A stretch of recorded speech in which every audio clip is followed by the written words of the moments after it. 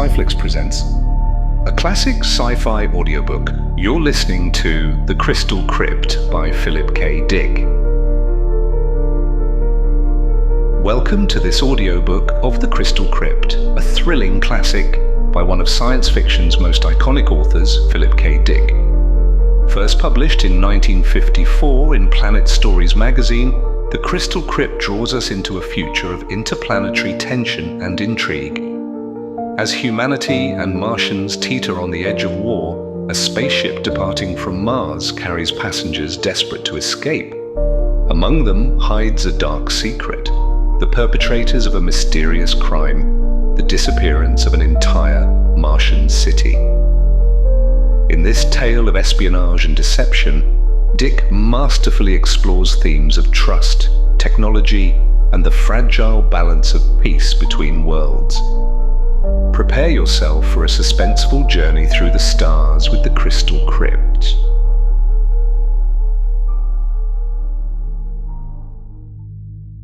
Attention, inner flight ship. Attention. You are ordered to land at the control station on Deimos for inspection. Attention. You are to land at once. The metallic rasp of the speaker echoed through the corridors of the great ship. The passengers glanced at each other uneasily, murmuring and peering out the port windows at the small speck below, the dot of rock that was the Martian checkpoint, Deimos. "What's up?" an anxious passenger asked one of the pilots, hurrying through the ship to check the escape lock. "We have to land. Keep seated," the pilot went on. "Land? But why?" They all looked at each other. Hovering above the bulging inner flight ship were three slender Martian pursuit craft, poised and alert for any emergency. As the inner flight ship prepared to land, the pursuit ships dropped lower, carefully maintaining themselves a short distance away. "There's something going on," a woman passenger said nervously. "Lord, I thought we were finally through with those Martians. Now what?" "I don't blame them for giving us one last going over," a heavy-set businessman said to his companion. "After all, we're the last ship leaving Mars for Terra. We're damn lucky they let us go at all." "You think there really will be war?" a young man said to the girl sitting in the seat next to him. "Those Martians won't dare fight, not with our weapons and ability to produce. We could take care of Mars in a month. It's all talk." The girl glanced at him. "Don't be so sure. Mars is desperate. They'll fight tooth and nail. I've been on Mars 3 years. She shuddered. "Thank goodness I'm getting away. If—" "Prepare to land!" the pilot's voice came. The ship began to settle slowly, dropping down toward the tiny emergency field on the seldom visited moon. Down, down the ship dropped. There was a grinding sound, a sickening jolt, then silence. "We've landed," the heavy-set businessman said. "They better not do anything to us. Terra will rip them apart if they violate one space article." "Please keep your seats," the pilot's voice came. "No one is to leave the ship, according to the Martian authorities. We are to remain here." A restless stir filled the ship. Some of the passengers began to read uneasily. Others stared out at the deserted field, nervous and on edge, watching the three Martian pursuit ships land and disgorge groups of armed men. The Martian soldiers were crossing the field quickly, moving toward them, running double time. This inner flight spaceship was the last passenger vessel to leave Mars for Terra. All other ships had long since left, returning to safety before the outbreak of hostilities.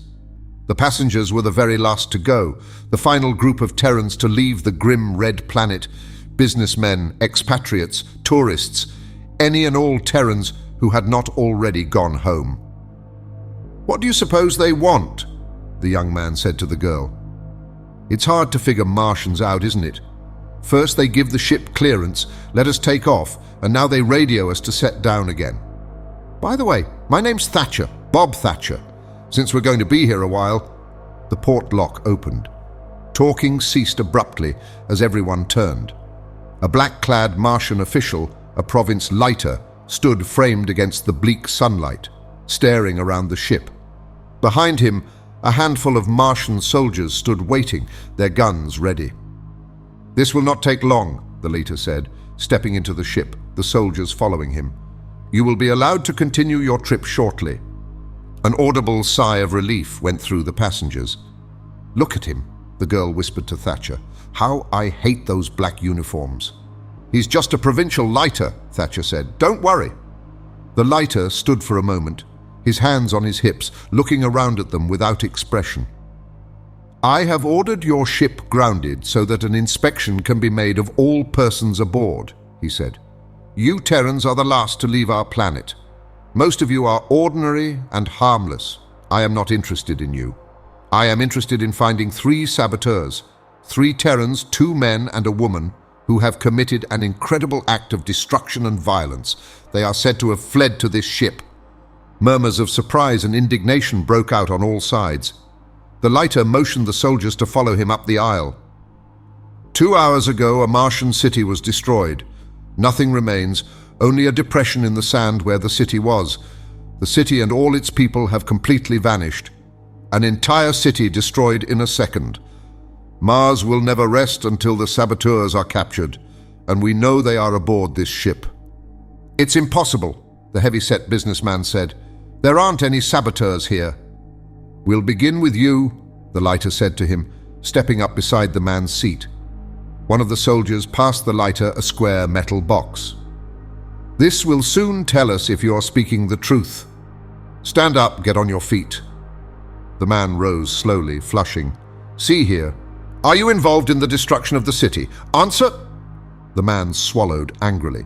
"I know nothing about any destruction of any city, and furthermore, he is telling the truth," the metal box said tonelessly. "Next person." The lighter moved down the aisle. A thin, bald-headed man stood up nervously. "No, sir," he said. "I don't know a thing about it." "He is telling the truth," the box affirmed. "Next person. Stand up." One person after another stood, answered, and sat down again in relief. At last there were only a few people left who had not been questioned. The lighter paused, studying them intently. "Only 5 left. The 3 must be among you. We have narrowed it down." His hand moved to his belt. Something flashed, a rod of pale fire. He raised the rod, pointing it steadily at the 5 people. "All right, the first one of you. What do you know about this destruction? Are you involved with the destruction of our city?" "No, not at all," the man murmured. "Yes, he's telling the truth," the box intoned. "Next!" "Nothing. I know nothing. I had nothing to do with it." "True," the box said. The ship was silent. 3 people remained, a middle-aged man and his wife and their son, a boy of about 12. They stood in the corner, staring white-faced at the lighter, at the rod in his dark fingers. "It must be you," the lighter grated, moving toward them. The Martian soldiers raised their guns. "It must be you! You there, the boy! What do you know about the destruction of our city? Answer!" The boy shook his head. "Nothing," he whispered. The box was silent for a moment. "He is telling the truth," it said reluctantly. "Next!" "Nothing," the woman muttered. "Nothing." "The truth." "Next!" "I had nothing to do with blowing up your city," the man said. "You're wasting your time." "It is the truth," the box said. For a long time the lighter stood, toying with his rod. At last he pushed it back in his belt and signaled the soldiers toward the exit lock. "You may proceed on your trip," he said. He walked after the soldiers. At the hatch he stopped, looking back at the passengers, his face grim. "You may go, but Mars will not allow her enemies to escape. The 3 saboteurs will be caught, I promise you." He rubbed his dark jaw thoughtfully. "It is strange. I was certain they were on this ship." Again he looked coldly around at the Terrans. "Perhaps I was wrong. All right, proceed. But remember, the 3 will be caught, even if it takes endless years. Mars will catch them and punish them. I swear it." For a long time, no one spoke. The ship lumbered through space again, its jets firing evenly, calmly, moving the passengers toward their own planet, toward home. Behind them, Deimos and the red ball that was Mars dropped farther and farther away each moment, disappearing and fading into the distance. A sigh of relief passed through the passengers. "What a lot of hot air that was," one grumbled. "Barbarians," a woman said. A few of them stood up, moving out into the aisle toward the lounge and the cocktail bar. Beside Thatcher, the girl got to her feet, pulling her jacket around her shoulders. "Pardon me," she said, stepping past him. "Going to the bar?" Thatcher said. "Mind if I come along?" "I suppose not." They followed the others into the lounge, walking together up the aisle. "You know," Thatcher said, "I don't even know your name yet." "My name is Mara Gordon." "Mara, that's a nice name. What part of Terra are you from? North America? New York?" "I've been in New York," Mara said. "New York is very lovely." She was slender and pretty, with a cloud of dark hair tumbling down her neck against her leather jacket. They entered the lounge and stood undecided. "Let's sit at a table," Mara said, looking around at the people at the bar, mostly men. "Perhaps that table over there." "But someone's there already," Thatcher said. The heavy-set businessman had sat down at the table and deposited his sample case on the floor. "Do we want to sit with him?" "Oh, it's all right," Mara said, crossing to the table. "May we sit here?" she said to the man. The man looked up, half rising. "It's a pleasure," he murmured. He studied Thatcher intently. "However, a friend of mine will be joining me in a moment." "I'm sure there's room enough for us all," Mara said. She seated herself, and Thatcher helped her with her chair. He sat down too, glancing up suddenly at Mara and the businessman. They were looking at each other, almost as if something had passed between them. The man was middle-aged, with a florid face and tired grey eyes. His hands were mottled with the veins showing thickly. At the moment, he was tapping nervously. "My name's Thatcher," Thatcher said to him, holding out his hand. "Bob Thatcher. Since we're going to be together for a while, we might as well get to know each other." The man studied him. Slowly his hand came out. "Why not? My name's Erickson, Ralph Erickson." "Erickson?" Thatcher smiled. "You look like a commercial man to me." He nodded toward the sample case on the floor. "Am I right?" The man named Erickson started to answer, but at that moment there was a stir. A thin man of about 30 had come up to the table, his eyes bright, staring down at them warmly. "Well, we're on our way," he said to Erickson. "Hello, Mara." He pulled out a chair and sat down quickly, folding his hands on the table before him. He noticed Thatcher and drew back a little. "Pardon me," he murmured. "Bob Thatcher is my name," Thatcher said. "I hope I'm not intruding here." He glanced around at the three of them, Mara, alert, watching him intently, heavy-set Erickson, his face blank, and this person. "Say, do you three know each other?" he asked suddenly. There was silence.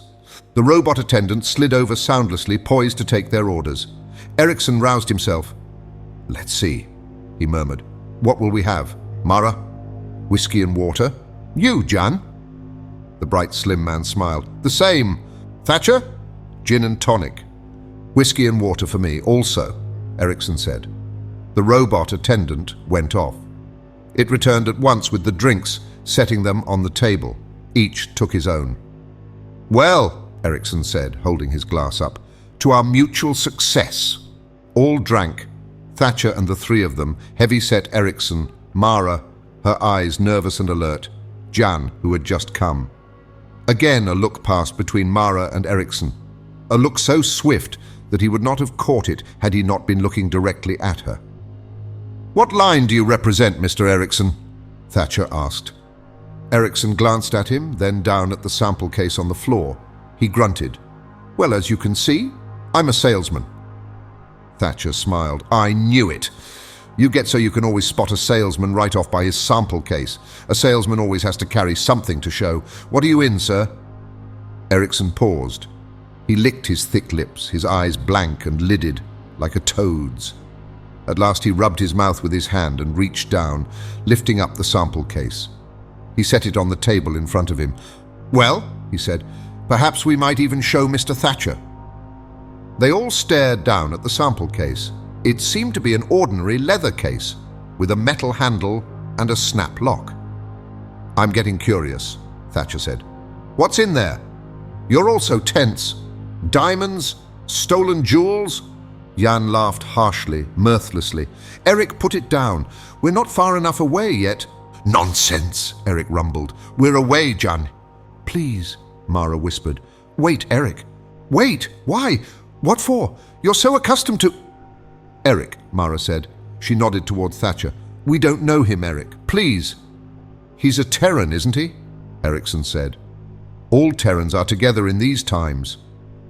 He fumbled suddenly at the catch lock on the case. "Yes, Mr. Thatcher, I'm a salesman. We're all salesmen, the three of us." "Then you do know each other?" "Yes."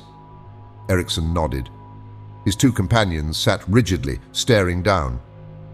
"Yes, we do. Here, I'll show you our line." He opened the case. From it, he took a letter knife, a pencil sharpener, a glass globe paperweight, a box of thumbtacks, a stapler, some clips, a plastic ashtray, and some things Thatcher could not identify. He placed the objects in a row in front of him on the tabletop. Then he closed the sample case. "I gather you're in office supplies?" Thatcher said. He touched the letter knife with his finger. "Nice quality steel. Looks like Swedish steel to me." Erickson nodded, looking into Thatcher's face. "Not really an impressive business, is it? Office supplies, ashtrays, paper clips?" He smiled. "Oh," Thatcher shrugged. "Why not? They're a necessity in modern business. The only thing I wonder—" "What's that?" "Well, I wonder how you'd ever find enough customers on Mars to make it worth your while." He paused, examining the glass paperweight. He lifted it up, holding it to the light, staring at the scene within until Erickson took it out of his hand and put it back in the sample case. "And another thing, if you three know each other, why did you sit apart when you got on?" They looked at him quickly. "And why didn't you speak to each other until we left Deimos?" He leaned toward Erickson, smiling at him. "2 men and a woman, 3 of you, sitting apart in the ship, not speaking, not until the check station was passed. I find myself thinking over what the Martian said. 3 saboteurs, a woman and 2 men. Erickson put the things back in the sample case. He was smiling, but his face had gone chalk white. Mara stared down, playing with a drop of water on the edge of her glass. Jan clenched his hands together nervously, blinking rapidly. "You 3 are the ones the lighter was after." Thatcher said softly, "You are the destroyers, the saboteurs. But their lie detector, why didn't it trap you? How did you get by that? And now you're safe, outside the check station." He grinned, staring around at them. "I'll be damned. And I really thought you were a salesman, Erickson. You really fooled me." Erickson relaxed a little. "Well, Mr. Thatcher, it's in a good cause. I'm sure you have no love for Mars either. No Terran does. And I see you're leaving with the rest of us." "True," Thatcher said. "You must certainly have an interesting account to give, the 3 of you." He looked around the table. "We still have an hour or so of travel. Sometimes it gets dull, this Mars Terror run. Nothing to see, nothing to do but sit and drink in the lounge." He raised his eyes slowly. "Any chance you'd like to spin a story to keep us awake?" Jan and Mara looked at Erickson. "Go on," Jan said. "He knows who we are. Tell him the rest of the story." "You might as well," Mara said. Jan let out a sigh suddenly, a sigh of relief. "Let's put the cards on the table. Get this weight off us. I'm tired of sneaking around, slipping—" "Sure," Erickson said expansively. "Why not?" He settled back in his chair, unbuttoning his vest. "Certainly, Mr. Thatcher. I'll be glad to spin you a story, and I'm sure it will be interesting enough to keep you awake." They ran through the groves of dead trees, leaping across the sun-baked Martian soil, running silently together. They went up a little rise, across a narrow ridge. Suddenly, Eric stopped, throwing himself down flat on the ground. The others did the same, pressing themselves against the soil, gasping for breath. "Be silent," Eric muttered. He raised himself a little. "No noise. There'll be lighters nearby from now on. We don't dare take any chances." Between the 3 people lying in the grove of dead trees and the city was a barren, level waste of desert, over a mile of blasted sand. No trees or bushes marred the smooth, parched surface. Only an occasional wind, a dry wind eddying and twisting, blew the sand up into little rills. A faint odor came to them, a bitter smell of heat and sand carried by the wind. Eric pointed. "Look, the city, there it is." They stared, still breathing deeply from their race through the trees. The city was close, closer than they had ever seen it before. Never had they gotten so close to it in times past. Terrans were never allowed near the great Martian cities, the centers of Martian life. Even in ordinary times, when there was no threat of approaching war, the Martians shrewdly kept all Terrans away from their citadels, partly from fear, partly from a deep innate sense of hostility toward the white-skinned visitors whose commercial ventures had earned them the respect and the dislike of the whole system. "How does it look to you?" Eric said. The city was huge, much larger than they had imagined from the drawings and models they had studied so carefully back in New York, in the War Ministry office. Huge it was, huge and stark, black towers rising up against the sky, incredibly thin columns of ancient metal, columns that had stood wind and sun for centuries. Around the city was a wall of stone, red stone, immense bricks that had been lugged there and fitted into place by slaves of the early Martian dynasties under the whiplash of the first great kings of Mars. An ancient, sun-baked city, a city set in the middle of a wasted plain, beyond groves of dead trees, a city seldom seen by Terrans, but a city studied on maps and charts in every war office on Terra. A city that contained, for all its ancient stone and archaic towers, the ruling group of all Mars, the Council of Senior Lighters, black-clad men who governed and ruled with an iron hand. The Senior Lighters, 12 fanatic and devoted men, black priests, but priests with flashing rods of fire, lie detectors, rocket ships, intra-space cannon, many more things the Terran Senate could only conjecture about. The Senior Lighters and their subordinate, Province Leiters. Eric and the two behind him suppressed a shudder. "We've got to be careful," Eric said again. "We'll be passing among them soon. If they guess who we are, or what we're here for—" He snapped open the case he carried, glancing inside for a second. Then he closed it again, grasping the handle firmly. "Let's go," he said. He stood up slowly. "You two come up beside me. I want to make sure you look the way you should." Mara and Jan stepped quickly ahead. Eric studied them critically as the three of them walked slowly down the slope onto the plain toward the towering black spires of the city. "Jan," Eric said, "take hold of her hand. Remember, you're going to marry her. She's your bride, and Martian peasants think a lot of their brides." Jan was dressed in the short trousers and coat of the Martian farmer, a knotted rope tied around his waist, a hat on his head to keep off the sun. His skin was dark, colored by dye until it was almost bronze. "You look fine," Eric said to him. He glanced at Mara. Her black hair was tied in a knot, looped through a hollowed-out yuke bone. Her face was dark too, dark and lined with colored ceremonial pigment, green and orange stripes across her cheeks. Earrings were strung through her ears. On her feet were tiny slippers of Peru hide, laced around her ankles, and she wore long, translucent Martian trousers with a bright sash tied around her waist. Between her small breasts, a chain of stone beads rested, good luck charms for the coming marriage. "All right," Eric said. He himself wore the flowing grey robe of a Martian priest, dirty robes that were supposed to remain on him all his life, to be buried around him when he died. "I think we'll get past the guards. There should be heavy morning traffic on the road." They walked on, the hard sand crunching under their feet. Against the horizon they could see specks moving, other persons going towards the city, farmers and peasants and merchants, bringing their crops and goods to market. "See the cart!" Mara exclaimed. They were nearing a narrow road, two ruts worn into the sand.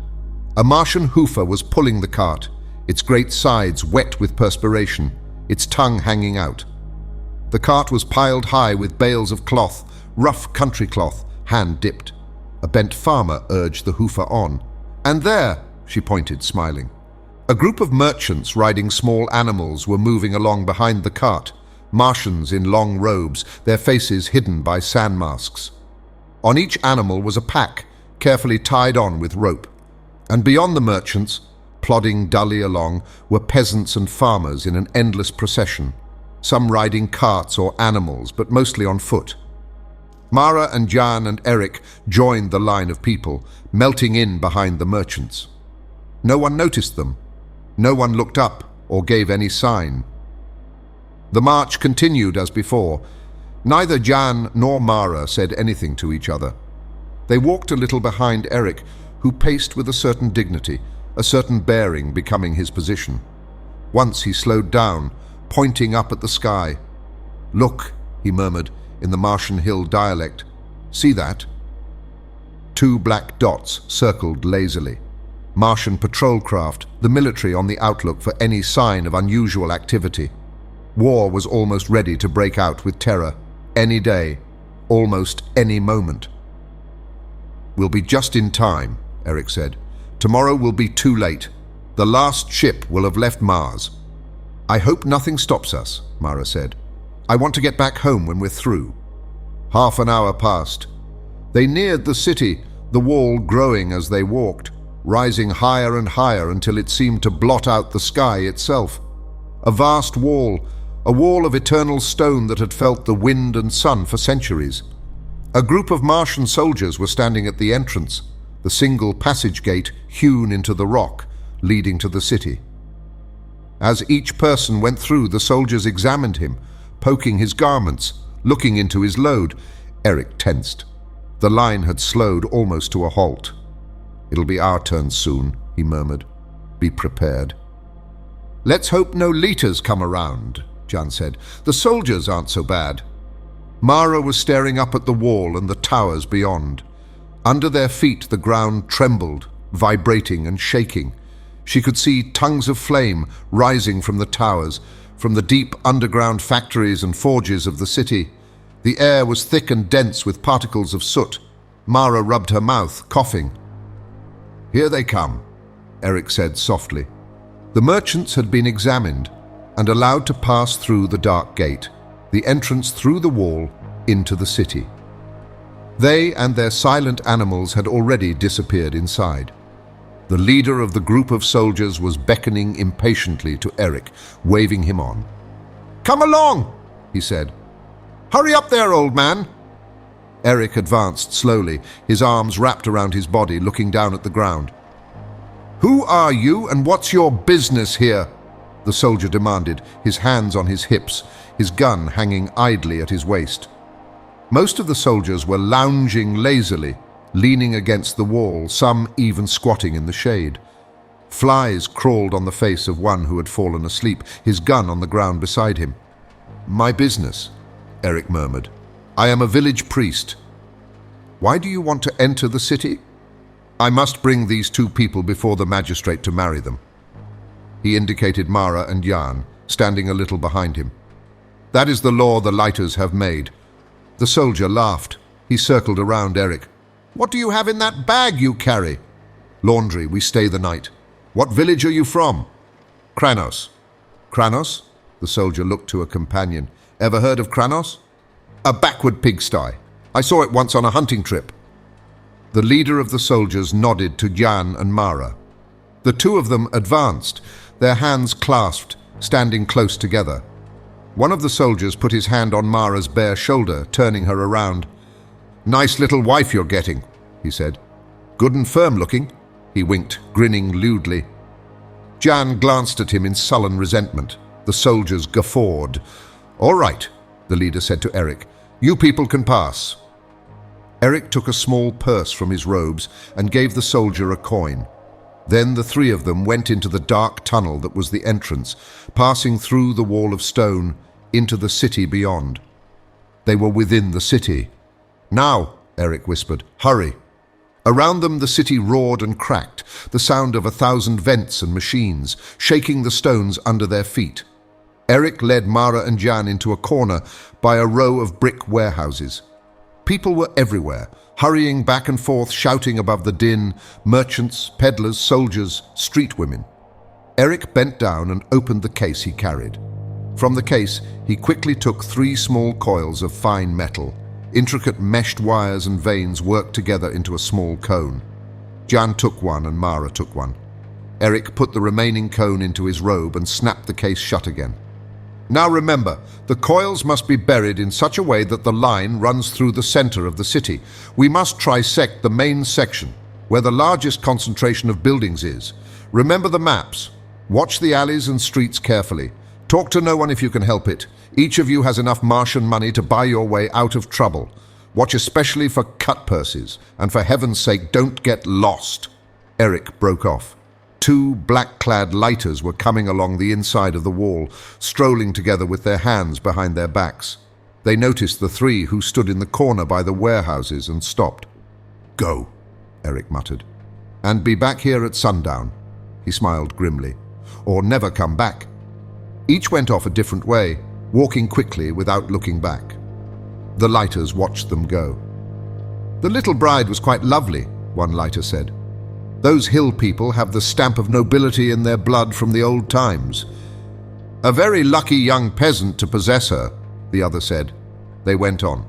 Eric looked after them, still smiling a little. Then he joined the surging mass of people that milled eternally through the streets of the city.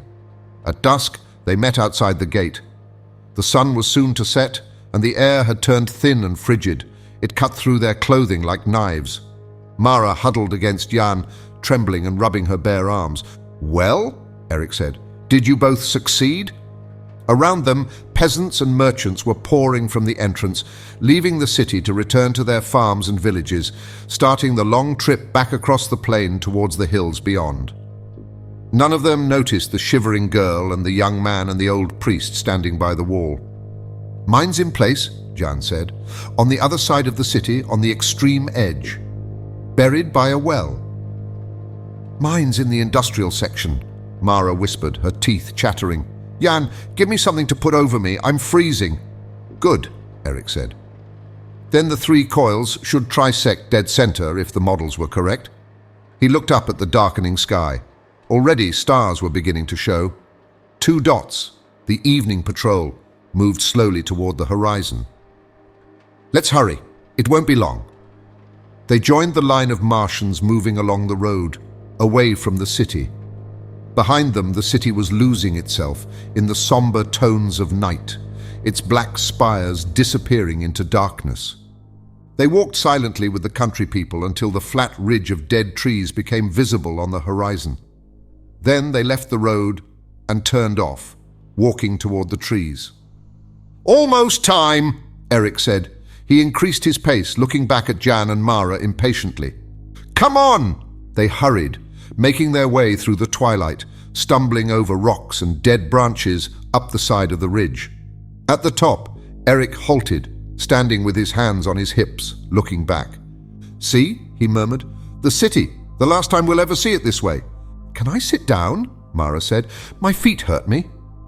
Jan pulled at Eric's sleeve. "Hurry, Eric, not much time left." He laughed nervously. "If everything goes right, we'll be able to look at it forever. But not like this," Eric murmured. He squatted down, snapping his case open. He took some tubes and wiring out and assembled them together on the ground at the peak of the ridge. A small pyramid of wire and plastic grew, shaped by his expert hands. At last he grunted, standing up. "All right." "Is it pointed directly at the city?" Mara asked anxiously, looking down at the pyramid. Eric nodded. "Yes, it's placed according—" He stopped, suddenly stiffening. "Get back, it's time! Hurry!" Jan ran down the far side of the slope, away from the city, pulling Mara with him. Eric came quickly after, still looking back at the distant spires, almost lost in the night sky. "Down!" Jan sprawled out, Mara beside him, her trembling body pressed against his. Eric settled down into the sand and dead branches, still trying to see. "I want to see it," he murmured. "A miracle. I want to see—" A flash, a blinding burst of violet light lit up the sky. Eric clapped his hands over his eyes. The flash whitened, growing larger, expanding. Suddenly there was a roar, and a furious, hot wind rushed past him, throwing him on his face in the sand. The hot, dry wind licked and seared at them, crackling the bits of branches into flame. Mara and Jan shut their eyes, pressed tightly together. "God!" Eric muttered. The storm passed. They opened their eyes slowly. The sky was still alive with fire, a drifting cloud of sparks that was beginning to dissipate with the night wind. Eric stood up unsteadily, helping Jan and Mara to their feet. The three of them stood, staring silently across the dark waste, the black plain, none of them speaking. The city was gone. At last, Eric turned away. "That part's done," he said. "Now the rest. Give me a hand, Jan. There'll be 1,000 patrol ships around here in a minute." "I see one already," Mara said, pointing up. A spot winked in the sky, a rapidly moving spot. "They're coming, Eric." There was a throb of chill fear in her voice. "I know." Eric and Jan squatted on the ground around the pyramid of tubes and plastic, pulling the pyramid apart. The pyramid was fused together like molten glass. Eric tore the pieces away with trembling fingers. From the remains of the pyramid, he pulled something forth, something he held up high, trying to make it out in the darkness. Jan and Mara came close to see, both staring up intently, almost without breathing. "There it is," Eric said. "There." In his hand was a globe, a small transparent globe of glass. Within the glass something moved, something minute and fragile, spires almost too small to be seen, microscopic, a complex web swimming within the hollow glass globe, a web of spires, a city. Eric put the globe into the case and snapped it shut. "Let's go," he said. They began to lope back through the trees, back the way they had come before. "We'll change in the car," he said as they ran. "I think we should keep these clothes on until we're actually inside the car. We still might encounter someone." "I'll be glad to get my own clothing on again," Jan said. "I feel funny in these little pants." "How do you think I feel?" Mara gasped. "I'm freezing in this, what there is of it." "All young Martian brides dress that way," Eric said. He clutched the case tightly as they ran. "I think it looks fine." "Thank you," Mara said, "but it is cold." "What do you suppose they'll think?" Jan asked. "They'll assume the city was destroyed, won't they? That's certain." "Yes," Eric said. "They'll be sure it was blown up. We can count on that. And it will be damn important to us that they think so." "The car should be around here someplace," Mara said, slowing down. "No, farther on," Eric said. "Past that little hill over there. In the ravine by the trees. It's so hard to see where we are." "Shall I light something?" Jan said. "No, there may be patrols around who—" He halted abruptly. Jan and Mara stopped beside him. "What?" Mara began. A light glimmered. Something stirred in the darkness. There was a sound. "Quick!" Eric rasped. He dropped, throwing the case far away from him, into the bushes. He straightened up tensely. A figure loomed up, moving through the darkness, and behind it came more figures, men, soldiers in uniform. The light flashed up brightly, blinding them. Eric closed his eyes. The light left him, touching Mara and Jan, standing silently together, clasping hands. Then it flicked down to the ground and around in a circle. A lighter stepped forward, a tall figure in black with his soldiers close behind him, their guns ready. "You three," the lighter said. "Who are you? Don't move. Stand where you are." He came up to Eric, peering at him intently, his hard Martian face without expression. He went all around Eric, examining his robes, his sleeves. "Please," Eric began in a quavering voice, but the lighter cut him off. "I'll do the talking. Who are you three? What are you doing here? Speak up." We are going back to our village," Eric muttered, staring down, his hands folded. "We were in the city and now we are going home." One of the soldiers spoke into a mouthpiece. He clicked it off and put it away. "Come with me," the lighter said. "We're taking you in. Hurry along." "In? Back to the city?" One of the soldiers laughed. "The city is gone," he said. "All that's left of it you can put in the palm of your hand." "But what happened?" Mara said. "No one knows. Come on, hurry it up." There was a sound. A soldier came quickly out of the darkness. "A senior lighter," he said. "Coming this way." He disappeared again. A senior lighter. The soldiers stood waiting, standing at a respectful attention. A moment later, the senior lighter stepped into the light, a black-clad old man, his ancient face thin and hard, like a bird's, eyes bright and alert. He looked from Eric to Jan. "Who are these people?" he demanded. "Villagers going back home," No, they're not. They don't stand like villagers. Villagers slump, diet, poor food. These people are not villagers. I myself came from the hills, and I know—" He stepped close to Eric, looking keenly into his face. "Who are you? Look at his chin. He never shaved with a sharpened stone. Something is wrong here." In his hand, a rod of pale fire flashed. "The city is gone, and with it at least half the lighter council. It is very strange. A flash, then heat, and a wind. But it was not fission. I am puzzled. All at once the city has vanished. Nothing is left but a depression in the sand." "We'll take them in," the other lighter said. "Soldiers, surround them. Make certain that—" "Run!" Eric cried. He struck out, knocking the rod from the senior lighter's hand.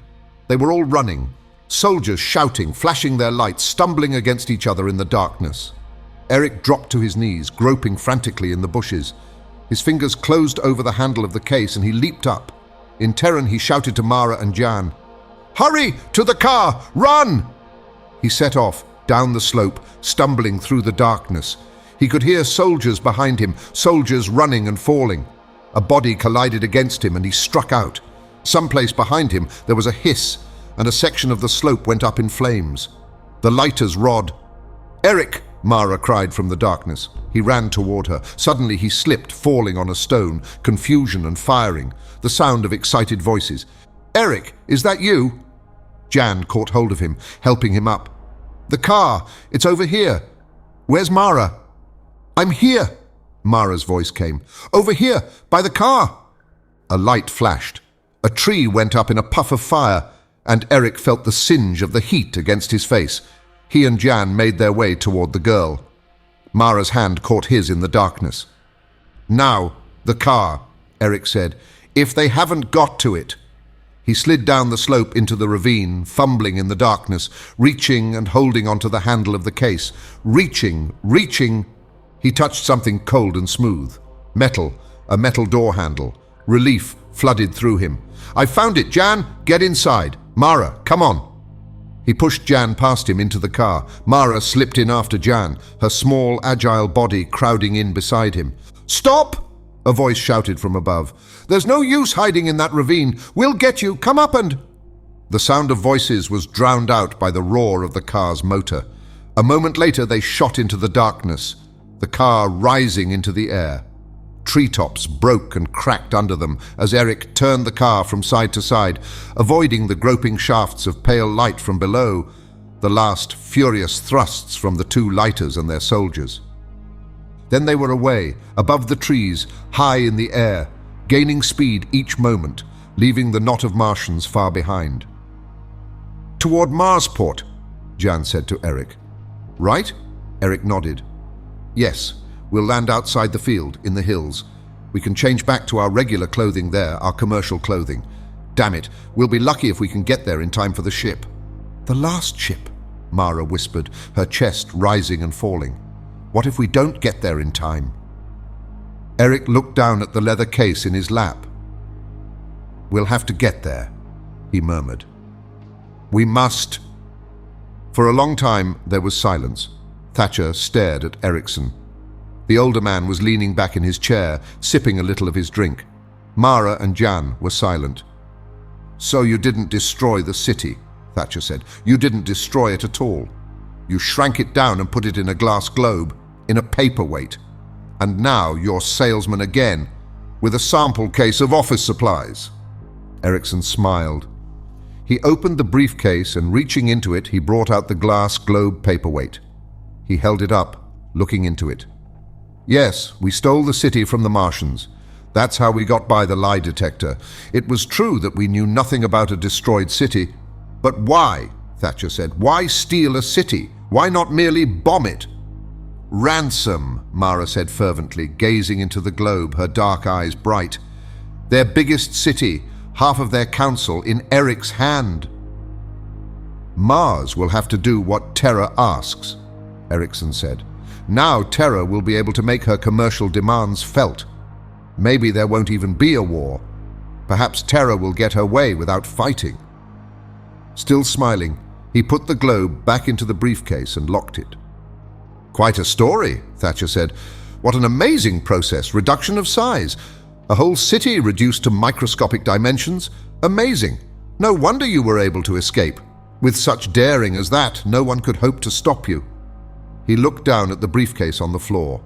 Underneath them, the jets murmured and vibrated evenly as the ship moved through space towards distant Terra. "We still have quite a way to go," Jan said.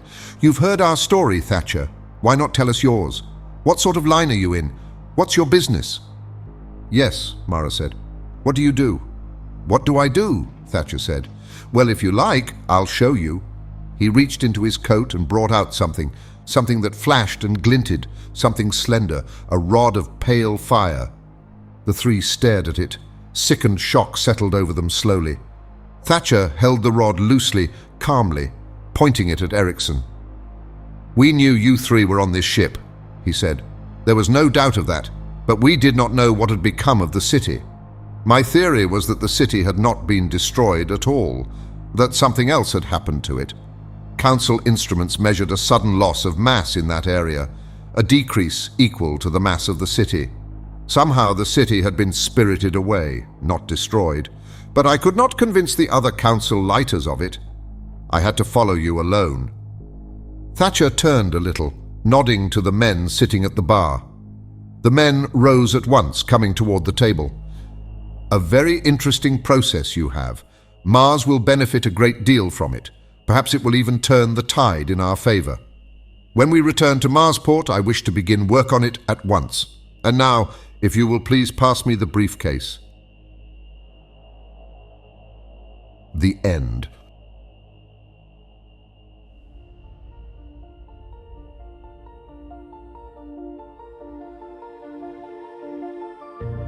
Thank you for listening to The Crystal Crypt by Philip K. Dick.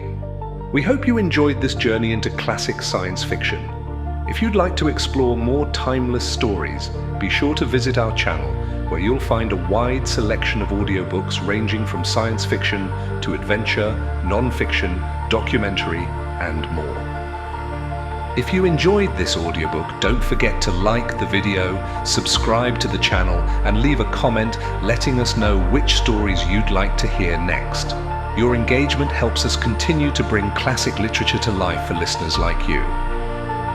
Visit our channel page to discover more great audiobooks that may pique your interest. Thank you again for listening, and we look forward to having you with us on our next adventure.